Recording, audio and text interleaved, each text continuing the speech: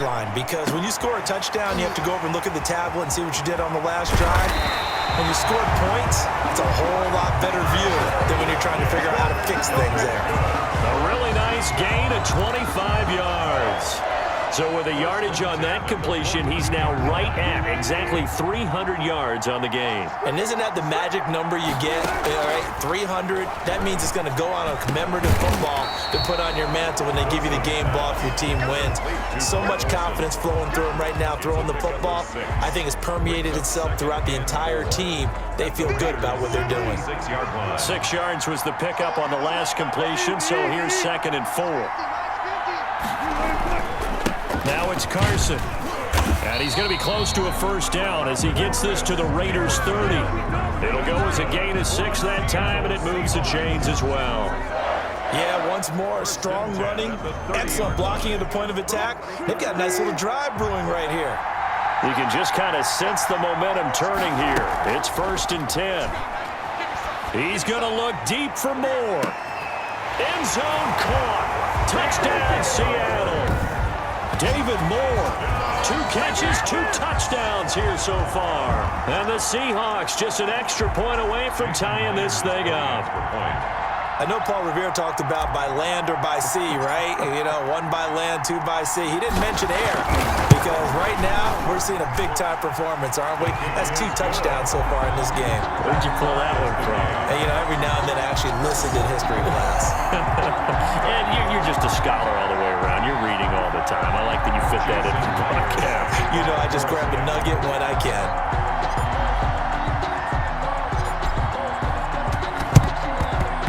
And this one travels out of bounds, so unsuccessful there on the onside kick try. And that drives coaches insane, doesn't it? When they see that happen, it just doesn't feel right, does it? Plus, you're giving up yardage.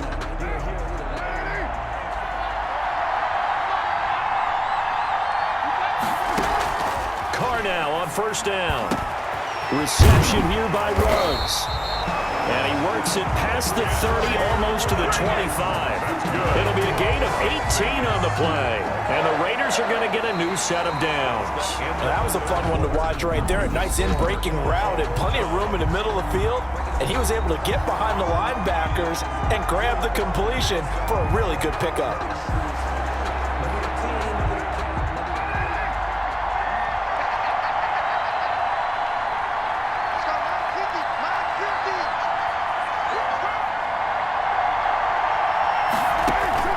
On 1st and 10, here's Carr.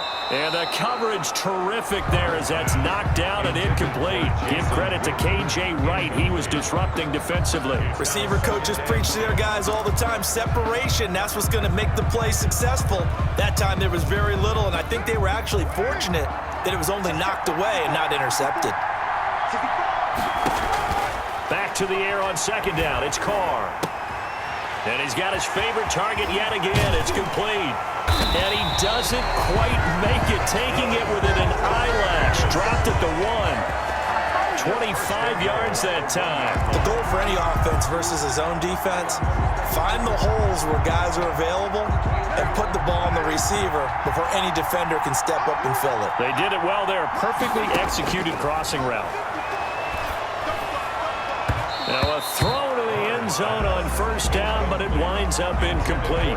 It certainly didn't appear that that's where he wanted to go with the ball initially, so he tried to get something out of it by dumping it off to his running back unsuccessfully. Carr to throw again. And he finds Waller in the end zone for a Raider touchdown.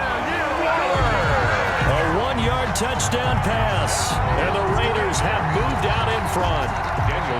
You got it figured out by the goal line. This is where a tight end earns his money in the high traffic area. And he's able to work free in the middle of the end zone and grabs that one for a touchdown. And they will take a 7-point lead now. 5 plays there on that drive. And it ends with a Las Vegas touchdown. Seahawks 36.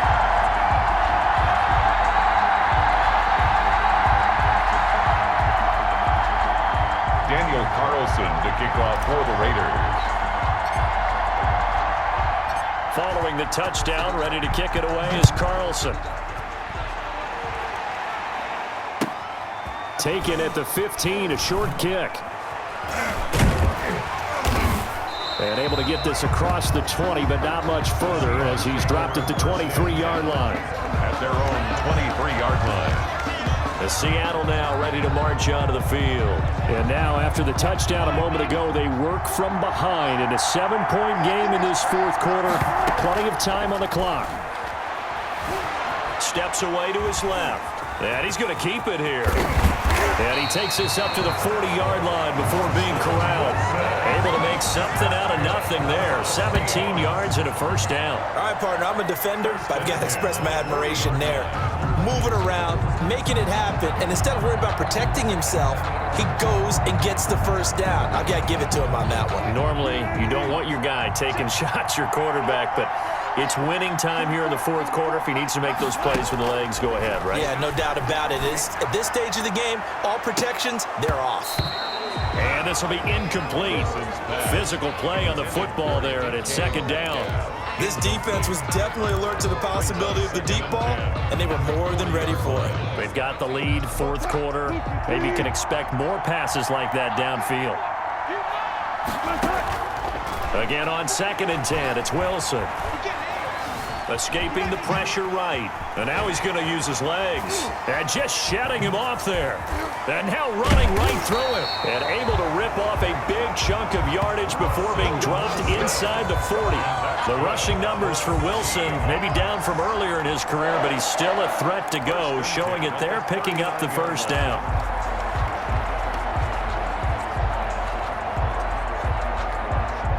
The drive continues as they search for a tying touchdown. Here's 1st and 10. Fourth quarter, down to the final 2 minutes, and we've got a one-score game.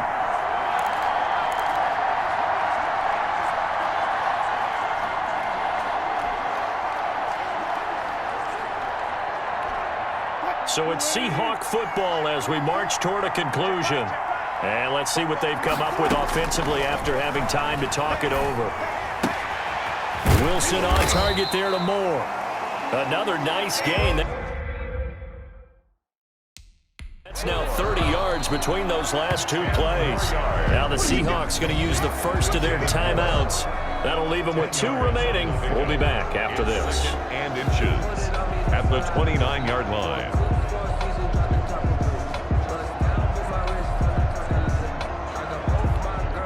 A good position to be in here, 2nd and inches.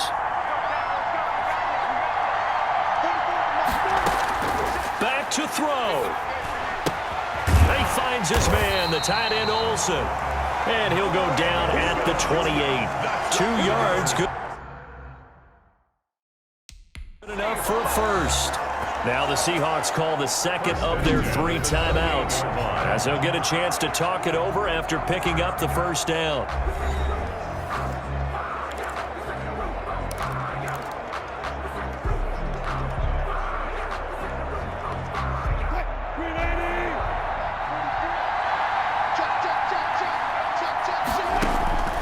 Wilson to throw. And that is incomplete. He couldn't hold on through the contact. Brings up 2nd down.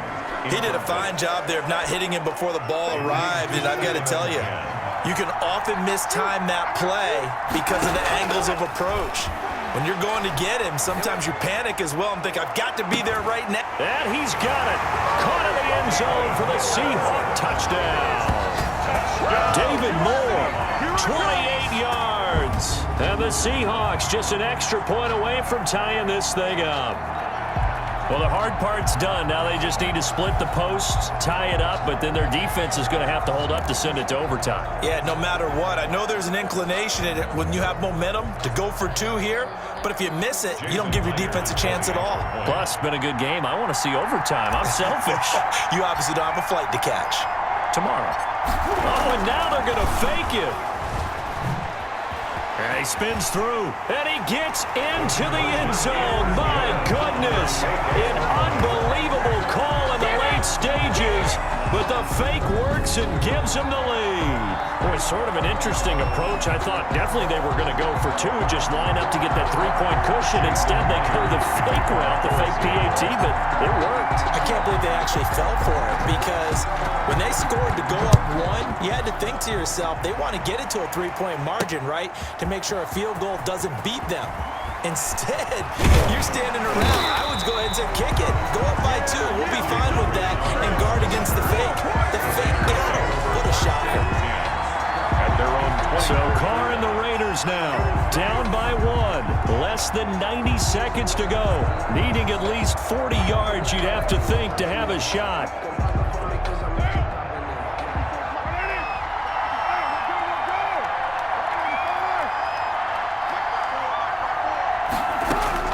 Back to throw. He's going to let it fly. Oh, wide open, complete. And he'll take it into the end zone for a Raider touchdown. Henry runs 76 yards. And once again, the Raiders are back out in front. Might be seeing that one on the highlight shows tonight. The home run ball here in the fourth quarter to take the lead. There's nothing like being aggressive, preaching that to your team, and then following through. All the way through. Go ahead and throw one more up there. Why not? Been a great game, and we are not done yet. They'll try to run it with Jacobs. And he will get into the end zone for the 2 points. And that helps. That gives them a 7-point lead. And so they run it in on the 2-point try. You know, so often, Charles, we talk about from the offense's perspective what you do on the 2-point conversion. How about the defense? How do they play run versus pass? It's really difficult for them because I think most teams want to play for the pass. That's what they see most teams do. And so are you able to mass enough people inside if the team decides to run it? Very difficult. I think what you're seeing a lot more now, people blitzing the 2-point conversion. They want you to make a quick decision and make it right now. There, the offense wins the battle. For 2. Now the Seahawks forced to use their third and final timeout as they'll get a chance to talk it over after picking up the first down.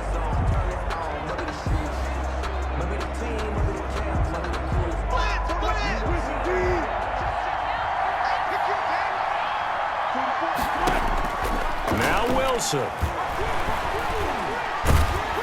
Oh, the ball comes out on the hit, but they'll say it's incomplete.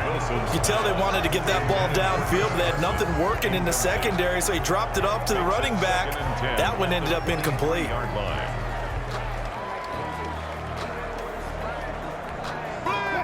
Once again, they'll go from the 23-yard line on 2nd and 10.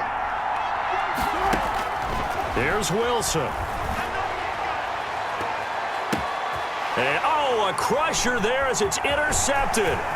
Picked off at the 49. And he's able to take this one back to the 36-yard line. How about the big boys snagging one? You don't see that every week. No, you don't, but a lot of them are just reliving their old dreams, going back to when they were in youth football and in high school. They didn't always play defensive line. Some of them actually handled the football, and you can see the flashback when he grabbed that one. So from the 36 now, 1st and 10.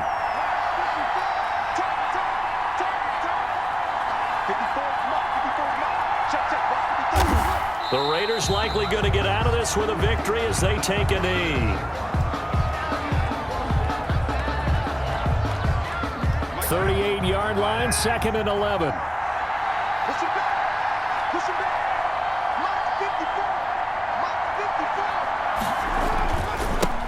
Carr going to give it to Jacobs. And he stopped immediately there. No gain that time, and it leaves him with 3rd and 11 coming up.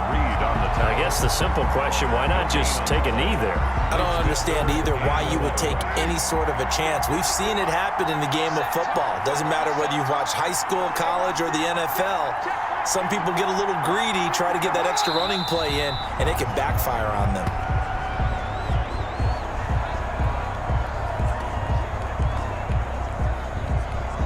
Here's A.J. Cole now, as he should be able to pin him back deep here with his first punt. Tonight's final score. Charles, it's one thing to win. It's another thing to win and put up the amount of points that they did. Boy, were they clicking on offense. They can't help but feel great about themselves, can they? I mean, what a game to put up that number of points, continually feeling like they're moving the ball and things are working and clicking. They think that they can bottle this and carry it with them. And as an offensive coordinator, you just don't think you can do anything wrong.